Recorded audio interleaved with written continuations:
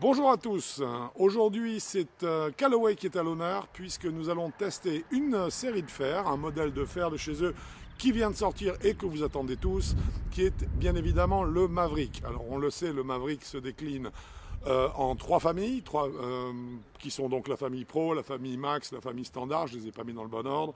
Aujourd'hui on va commencer par le commencement, la famille Standard, le Maverick, que voici et que nous allons tester avec deux manches. Un en acier, un en carbone, ce sont des manches qui font partie des stock shafts qui sont proposés par Callaway pour ces clubs. On fait le test, on se retrouve tout à l'heure.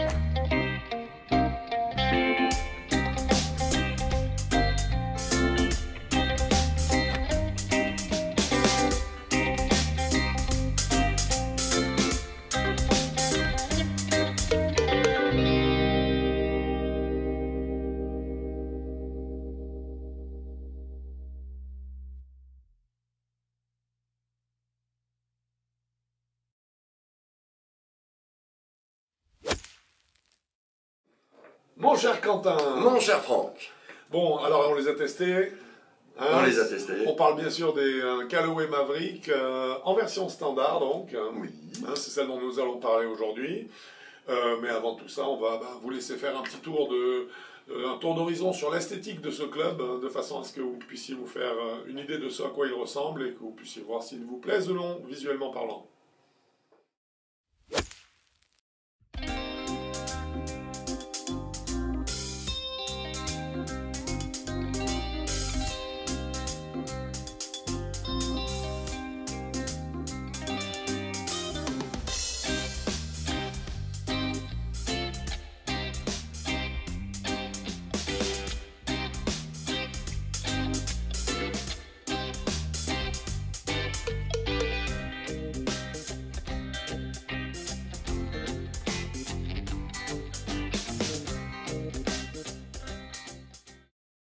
Concernant l'architecture donc de ce Maverick, Médéric Cocker, qui est le responsable produit pour le sud de l'Europe chez Callaway, va nous en faire un descriptif, puisque c'est a priori la personne la mieux placée pour en parler.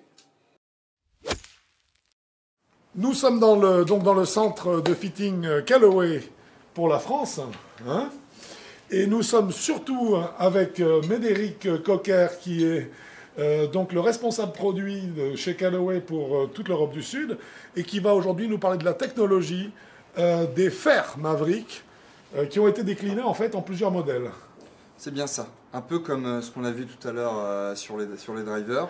On va décliner les fers, une technologie unique. Une technologie unique et une déclinaison multiple. Exactement, c'est exactement ça. En fait, on va permettre à chaque typologie de golfeur, de la version Pro en passant par la Standard, la Max et la Max W. Donc il y en a 4. Il y a 4 têtes sur les fers, 4 têtes sur les hybrides. Okay. L'idée, c'est qu'on ait des technologies identiques. Ouais. La Face Cup, que tout le monde connaît maintenant. Bien le principe d'avoir la face de club qui est, où il y a une soudure sur l'intégralité de la périphérie qui permet d'augmenter son volume de frappe, superficie de frappe. Et une autre transmission de l'onde de choc et également, un peu plus de vitesse, plus d'élasticité. D'accord. Ça, c'est ce qu'on va voir sur l'intégralité des 4 gammes. Ensuite, on va avoir le poids dans la tête. On va avoir 3 matériaux, du rétane microsphère, qui est une barre d'uréthane dans laquelle on a intégré une quantité de bulles d'air très importante. Que vous avez placé derrière la face de club, tout à fait, qu'on va retrouver justement à l'intérieur du club, qui va être juste ici, qui est cette petite partie noire, qui est très soft. Oui, qui est douce, qui est très soft. Le gros avantage d'avoir développé ce matériau, l'uréthane, et donc lui intégrer des bulles d'air, permet d'être beaucoup plus poreux. Pourquoi? Parce que l'uréthane, à la base, est là pour capter les vibrations. C'est ça. Le problème, c'est quand on met un uréthane classique, on capte les vibrations, on a des sensations qui sont plutôt bonnes. Par contre, toute la notion d'élasticité et de transfert d'énergie est perdue. C'est pour ça qu'on a développé cette technologie-là et qu'on y a intégré des bulles d'air. Des bulles d'air, bien sûr. Tout à fait. Après ça, on va avoir ce petit poids ici, qui est placé dans la tête.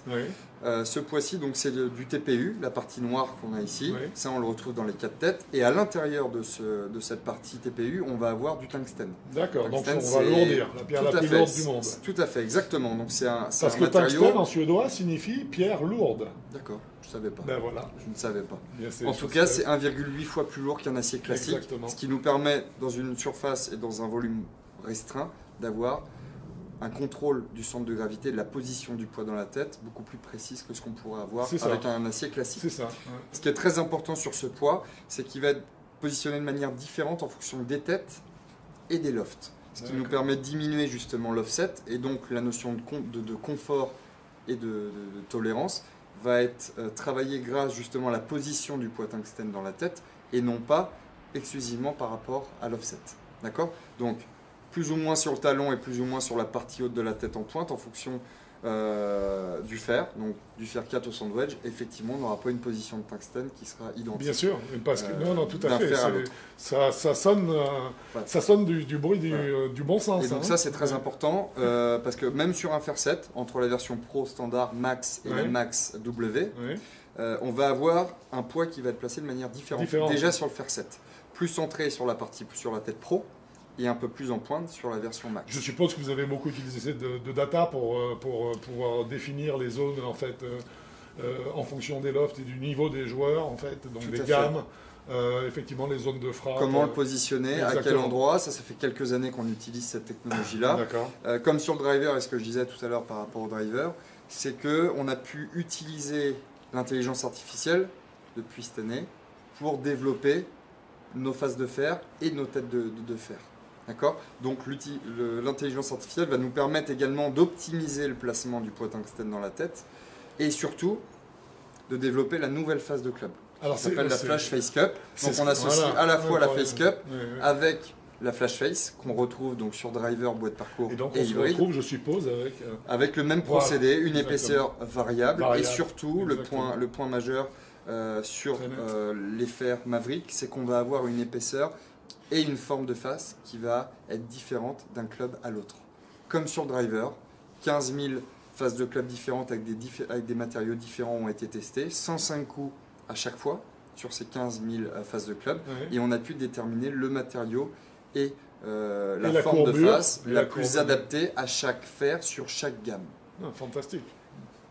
Fantastique, ça c'est fort, c'est la première fois en tout cas que j'en entends parler sur des fers. C'est la première fois qu'on le fait chez nous et c'est techniquement la première fois que cette technologie a été utilisée sur le matériel de golf et surtout sur les fers, parce qu'on avait on l'utilisait l'année dernière sur le driver, autant cette année sur l'intégralité de la gamme Maverick, et un joueur qui utilise la tête pro va avoir les mêmes bénéfices que ce qu'on peut avoir sur une tête max. Ce qui va jouer derrière, ça va être l'épaisseur de la top line, pour le côté visuel, pour le côté sensation, confort. On va avoir l'épaisseur de la semelle qui va varier, l'offset, le loft et le poids de la tête. C'est ça. Et c'est là où on va avoir les variations pour justement pouvoir aller d'un golfeur proche de zéro à un golfeur débutant qui souhaitera avoir un produit évolutif et très performant. Formidable. Là, je pense qu'il n'y a pas de point qui soit resté dans l'ombre. Bravo Médéric et merci infiniment. Avec plaisir. Merci beaucoup. Vraiment, merci beaucoup. Et on aura l'occasion, je pense, de reparler de tous ces modèles Callaway. Alors, concernant les shafts, ce fer Maverick est proposé avec deux types de manches. Un manche donc acier et un manche carbone. On va en parler dans le détail, puisque on verra ensuite que ça change beaucoup de choses en termes de sensations et donc en termes de résultats. En termes de swing surtout. Et de swing. On a un shaft donc acier qui est un True Temper Elevate 95 grammes. Voilà. C'est spécificité en régular donc. Hein. C'est régular. C'est un torque qui est relativement moyen, on va dire. Moyen bas, voilà. Avec un point de flexion assez bas. Alors attention, intéressant d'en parler. Un point de flexion bas, ça veut dire qu'en fait, on a de l'acier quand on dit que le point de flexion est bas sur l'acier. Il l'est, c'est vrai. Mais ça n'a pas la même répercussion que quand on a du carbone, ce qui est la deuxième option proposée, avec un point de flexion bas. Hein. Donc il s'agit d'un facteur que l'on doit vraiment vérifier, qui est fondamental, parce que ce type de facteur fait la différence entre un club avec lequel vous vous sentez à l'aise et un club avec lequel vous ne pouvez pas swinguer la balle, qui vous donne deux sensations, deux manches qui, en fonction de l'emplacement du point de flexion, vont vous donner des sensations complètement différentes et des trajectoires de balle complètement différentes. Donc, dans un premier temps, le manche acier, et on l'a testé également. En régular. En régular toujours, en carbone, avec l'option proposée donc, par Callaway, qui est le Catalyst 55. De chez Projectix. Alors, c'est Projectix qui fait ça, exactement. Cette fois-ci, on se retrouve avec un manche qui est proposé en régular toujours. Régular, senior aussi. 65 grammes, c'est important, on va en parler tout à l'heure. Oui. Avec un torque qui est médian. Et un point de flexion qui est médian aussi. Et un point de flexion médian, voilà. Je dirais que dans la réalité, pour moi, mais ça c'est très personnel, pour moi, un manche carbone avec un point de flexion médian correspond presque à un manche acier avec un point de flexion moyen-bas, mid-low. Hein, en termes de résultats, c'est-à-dire de trajectoire de balle. Bah oui. Donc, fondamental vraiment de tenir compte, bien sûr, de ces points de flexion pour choisir celui de ces deux shafts qui va être le plus adapté au joueur qui va jouer le club, bien sûr. Sachant en plus que, bien sûr, ce type de club, ou en tout cas ce type de matériau retenu, acier ou carbone, va également avoir des répercussions sur le swing weight du club. Tout à fait. Hein, puisque, tu peux peut-être nous l'expliquer, on a ici un manche de 95 grammes et ici on passe à un manche de 55 grammes. Voilà, et là on a un swing weight qui est en D0. D2, D2, merci. En D2 en acier. D2 léger, alors qu'en graphite, il est en D0. Alors pourquoi en fait? Tout simplement. Pourquoi? Parce qu'en fait, on a une différence de poids, comme je l'ai dit, de 95 à 55 grammes. 65 grammes, pardon. Donc on a 30 grammes d'écart. Avec la même tête. Voilà, avec une même tête. Ces 30 grammes d'écart allège le club, on a un swing weight, donc forcément qui va descendre. On aurait pu se retrouver en C9 avec le carbone. J'en aurais pas été étonné, si tu veux. Hein. Attention à ces points techniques. Je crois qu'on ne le répétera jamais assez. Il y a un monde d'écart entre... en termes de sensation, en termes de performance, mais de sensation, entre un manche qui est choisi avec des points de flexion bien placés, en fonction de votre type de frappe de balle, que ce soit un manche acier ou un manche carbone, et également le swing weight. Hein, le swing weight, vous avez des vidéos sur Avigolf qui vous en parlent, qui vous expliquent ce que c'est.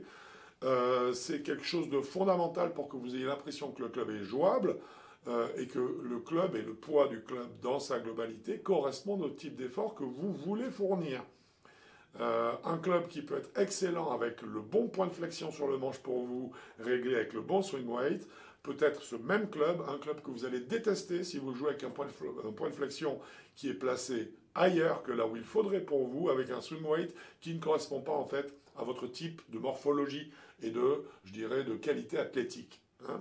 Et d'ailleurs, je crois que tu vas pouvoir nous parler de la différence que tu as ressentie et des problèmes que tu as eu entre donc, un manche acier et un manche carbone sur cette série de Maverick. Voilà. C'est pas difficile. Quand j'ai pris le manche carbone, j'ai trouvé le poids assez centré. Donc moi ça me gêne pas, j'ai swingé, c'était bien, les balles étaient propres, j'ai trouvé le swing agréable, le club tourne bien, j'avais de très bonnes sensations dans le swing.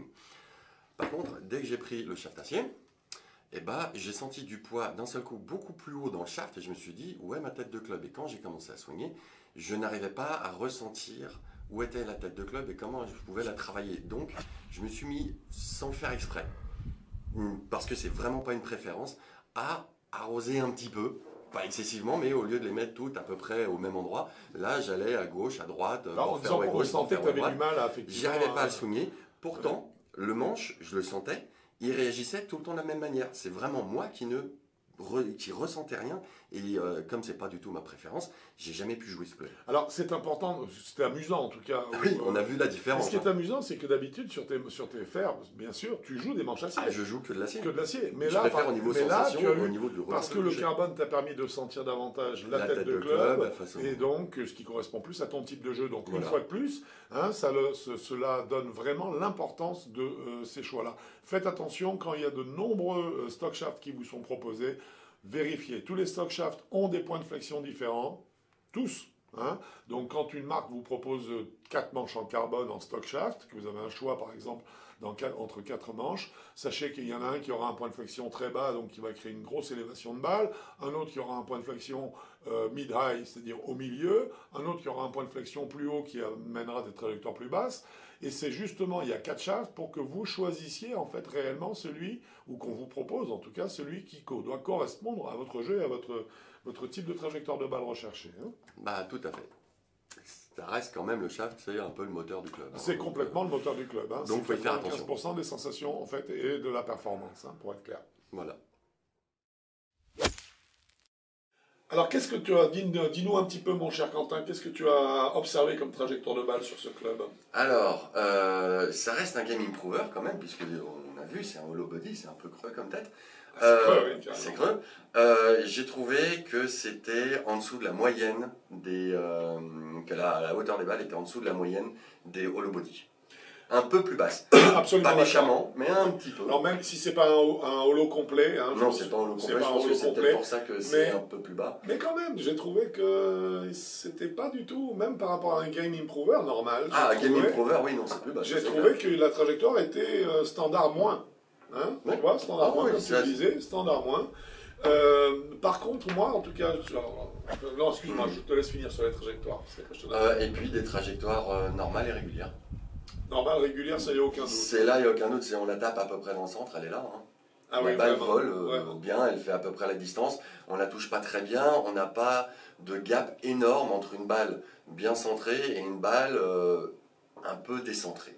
Tout à fait. Ce qui se ressent d'ailleurs au niveau du data aussi. Et au niveau du data. Au niveau du smash factor, puisqu'en fait on a eu des coups des fois on en parlera bien sûr dans le data, mais je dirais que c'est un club qui est intéressant à ce niveau-là également à décrire. Moi pour les trajectoires de balles, j'insisterai sur le fait que la trajectoire de balle, je l'ai trouvée particulièrement pénétrante, et ça j'ai beaucoup aimé, parce qu'en fait je trouve que tous les clubs à compensation, puisqu'il s'agit de clubs à compensation, hein, évidemment, tous les clubs à compensation ont tendance à mettre la balle assez haute et avec une trajectoire surtout, oui, d'abord très vite au plafond, et avec une trajectoire qui souvent est courbe. Et ce que j'ai apprécié terriblement sur ce Maverick, c'est que les trajectoires étaient beaucoup plus perforantes, c'est-à-dire qu'on avait vraiment une trajectoire droite, on n'avait pas de courbe hein, sur la trajectoire de balle. Vraiment, la balle, elle est directe vers la cible avec une trajectoire vraiment très régulière. Quoi. Rien à dire sur les trajectoires de balle, c'est un hauteur moins, standard moins. Voilà. Rare pour un game improver ou pour un hollow body. Concernant la tolérance, bien sûr, la meilleure façon de la vérifier, c'était de faire des effets. Faire des effets de balle, tout simplement. Tu nous proposes quoi d'abord? En premier, tu voudrais faire quoi? Un quoi? Un draw? Ok, c'est bon.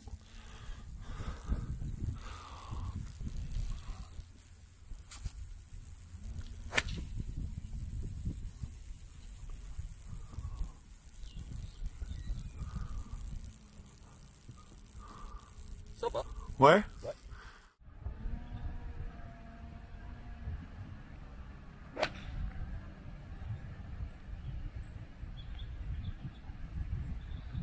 Ouais. Alors celui-là, il est vraiment bien, il est léché. Elle prend un tout petit fail, hein, c'est un petit fail. Donc en fait, il faut a priori quand même beaucoup. La tolérance est grosse.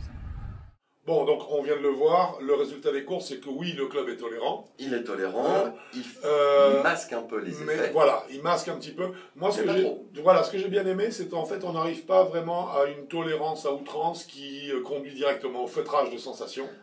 J'ai trouvé que la tolérance était faible. Était importante, pardon, les effets restaient faibles, mais par contre on n'allait pas jusqu'au feutrage. Non, pas jusqu'au feutrage, mais de temps en temps on se disait est-ce que je l'ai un peu coupé ou pas. Parce qu'il compense quand même. C'est la compensation. La tolérance, elle est bonne. Voilà. Je veux dire, donc, voilà, il fait vraiment le job, mais ça n'est pas excessif. Donc ça veut dire qu'on garde quand même des sensations. En fait, des sensations agréables. Qui sont agréables, qui sont très golfiques, en fait, très pures. Smash Factor maximum, donc 1,35.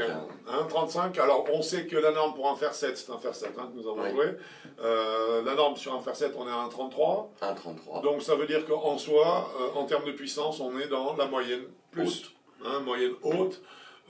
Puisque le Smash Factor, qu'on le veuille ou non, permet tout de même de juger de la puissance d'un club, quelle que soit la vitesse de passage du joueur. Donc ça veut dire que de toute façon, c'est un club qui est légèrement au-dessus de la norme, que ce soit pour les joueurs à faible vitesse, moyenne vitesse ou haute vitesse. Tout à fait. Alors on va attaquer la partie qui nous plaît le plus. Voilà, les sensations. Il faut être honnête, c'est vraiment ce qui nous plaît le plus, c'est les sensations. Alors qu'est-ce que ça t'a donné? Alors on va parler, pour toi tu vas parler, je suppose, des sensations que tu as eues avec le manche carbone. Non, acier aussi. Acier aussi, allez. Acier aussi, parce que les deux étaient très similaires au niveau du toucher, même si j'arrivais pas à sentir la tête de club. Parce que quand je parle de sentir la tête de club dans le swing, c'est je suis en train de swinger, le club je le sens pas trop. Mais on a quand même une restitution de l'impact dans les mains, on sait ce qui se passe. Ah, c'est clair. Voilà, donc je suis obligé aussi de parler de l'acier, surtout qu'il y a une meilleure retranscription avec l'acier qu'avec le graphite. C'est normal, c'est une histoire de vibration. Mais je vais quand même passer par le graphite. Allez. Voilà. J'ai trouvé très bien. J'ai trouvé un détail trop léger. En général, trop léger. Pour moi, le club, c'est une histoire de goût. Je l'ai trouvé léger. Donc, il n'est peut-être pas trop léger, mais il est léger. En plus, avec du carbone. Avec du carbone, 55 grammes, c'est léger. C'est fait pour être léger, mais par contre, j'ai adoré le swinger parce que je sentais bien le club. Je sentais la tête de club, je savais ce que j'étais en train de faire. Je voulais faire un effet, comme je vous ai montré. Il était faisable. Alors qu'avec l'acier, aucune idée. Tu étais dans une journée anti-acier. Là, j'ai anti-poids dans le shaft. Ça, c'est pas une journée. Voilà, ça c'est ma vie. Mais sinon, non, c'est... après, au niveau des sensations à l'impact, les deux sont identiques. Parce que c'est la même tête, forcément. Ouais. Mais c'est une sensation hyper agréable. On n'est pas très loin de la Smilam quand même. À la fois au niveau du toucher, au niveau sensation rendue, on sait quand on a le sweet spot. Il est petit. Et elle est à mon avis de la taille d'une pièce d'1 centime, mais il est là. Il est petit, oui, mais par contre on a une zone dans laquelle on a l'impression qu'elle est quand même prise plein centre de canne, qui est plus large que ça. Alors pour moi c'est pas plein centre, c'est une super zone de tolérance où là on se dit elle n'est pas sweet spot, mais elle est très proche. Moi je dirais qu'il y a vraiment... une grande zone de tolérance. Une zone, non, parce que je fais le distinguo entre les balles centrées, mais qui ne sont pas pile prise dans le sweet spot.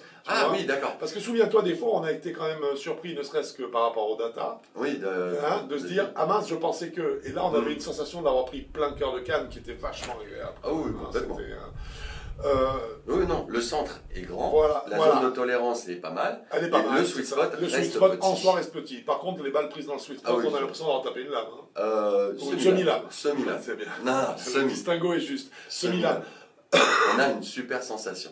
Juste un détail qui pour moi, c'est le bruit est un peu claquant. Non mais moi ça j'aime bien ça. Un peu trop. C'est pour ça qu'on a une sensation de semi-lame, mais un bruit de tête un peu creuse, qui est un peu logique. Ouais, bien sûr. Donc c'est normal. Ça a été feutré, ils ont fait un gros travail acoustique avec des matériaux qui sont dans la tête de club et qu'on voit très bien sur les photos dans lesquelles le club est démonté. Voilà. Le bruit, c'est une... Moi je l'ai aimé en fait, ce contact, parce qu'il était très clair. Non, je parle du bruit en fait, le bruit lors du contact, parce qu'il était très clair et j'aime bien ça. Quoi. Moi je dis juste un peu trop fort. Un peu trop, peut-être. Non, c'est juste... je fais pas descendre un club pour ça. C'est juste un peu trop, c'est une histoire de... Si vous aimez bien le bruit un peu fort, ou si vous n'aimez vraiment pas le bruit un peu fort, dommage. Mais sinon, non, ça passe bien. En plus, c'est dès qu'on la touche pas très bien, on le sent aussi. Là, le bruit est un peu différent encore. Donc on a la sensation dans les mains et la sensation au niveau du bruit. On se dit, tac, il s'est passé quelque chose. Mais sinon, la balle part bien. Comme j'ai dit tout à l'heure, quand elle est dans le centre, comme tu dis, pas dans le sweet spot, mais dans le centre, le gap, il est de 2 mètres.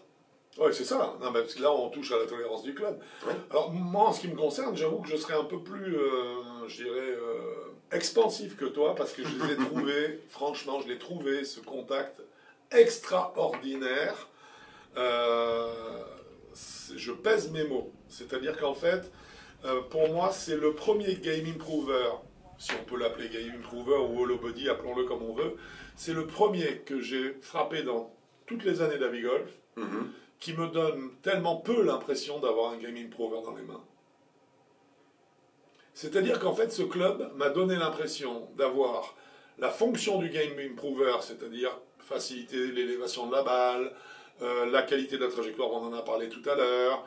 Il a tout ce qu'un Game Improver peut amener, mais par contre, au contact, moi, c'est avec le manche acier que j'ai eu le plus de plaisir à jouer.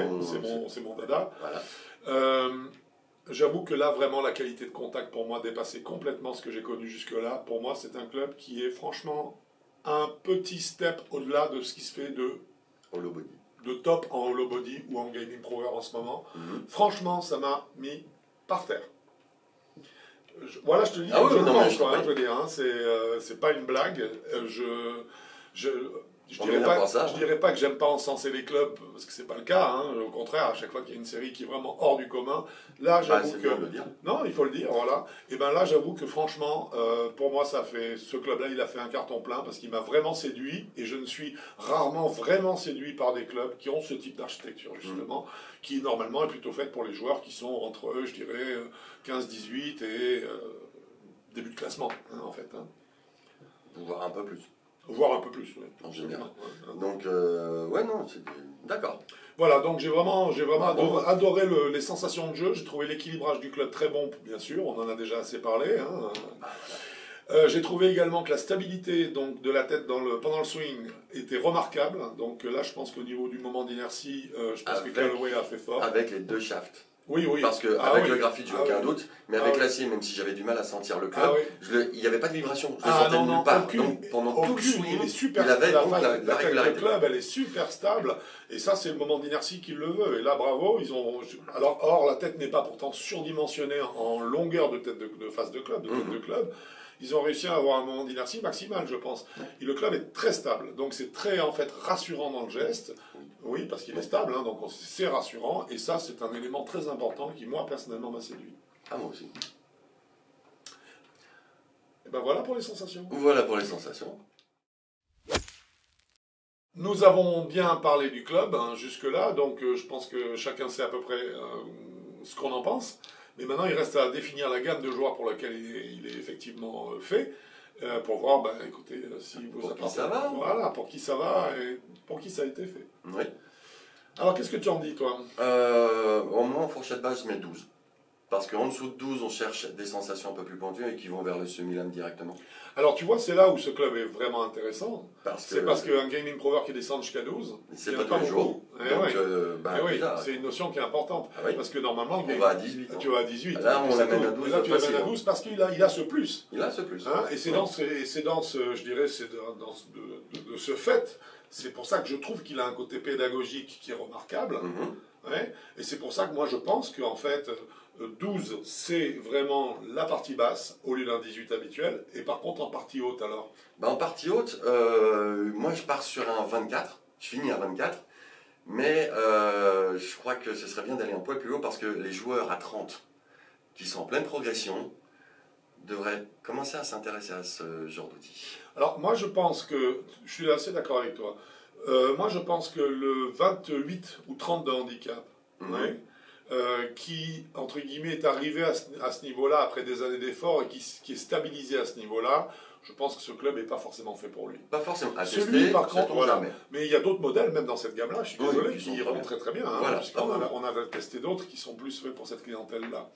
Par contre, si le 28 n'est qu'un passage dans une progression pour un joueur qui a l'intention de descendre et qui se voit régulièrement descendre, je dirais que là, le 28, à mon avis, il a tout intérêt à commencer à s'y mettre. Parce que ce club-là, parce qu'il va lui apprendre des choses. Voilà. À 30 en progression, quelqu'un qui arrive à 30 avec sa première série va se dire, tiens, pour arriver à 10, enfin pas à 10, mais à 12, 18, il nous faudrait quelque chose d'autre, on lui propose ça.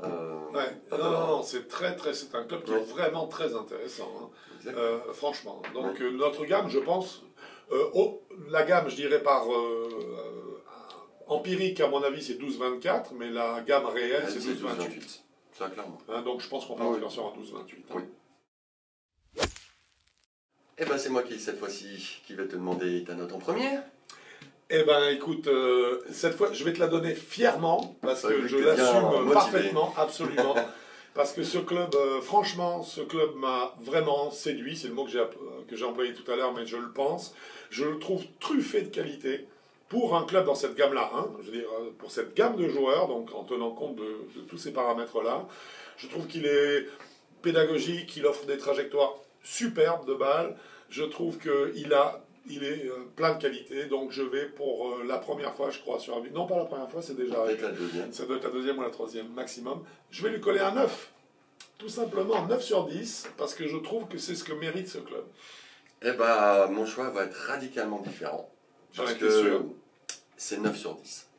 Et ben voilà, donc on est bien entendu, on est bien d'accord sur 9 sur 10 parce que il est très bien, il marche bien. Il y a une chose qui est certaine, c'est que les acquéreurs de ces clubs ne pourront jamais nous écrire en nous disant que, selon moi, en nous disant qu'ils sont déçus par le choix que l'on a, par la note que l'on a donnée à ce club, parce qu'ils la méritent franchement, et en plus ils prouvent quand on l'a à la main que c'est pas usurpé, je veux dire, c'est vraiment ce qu'il vaut.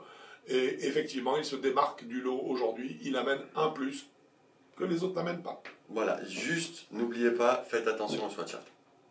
Ça reste fondamental. C'est fondamental. Absolument. Si vous choisissez le shirt qui n'est pas adapté... Voilà, ça tout de suite, avec moi pour l'acier, ma note aurait été moindre puisque je ne sentais rien au niveau dans le swing. Donc ma note aurait été moindre. Avec le carbone, j'ai ressenti beaucoup.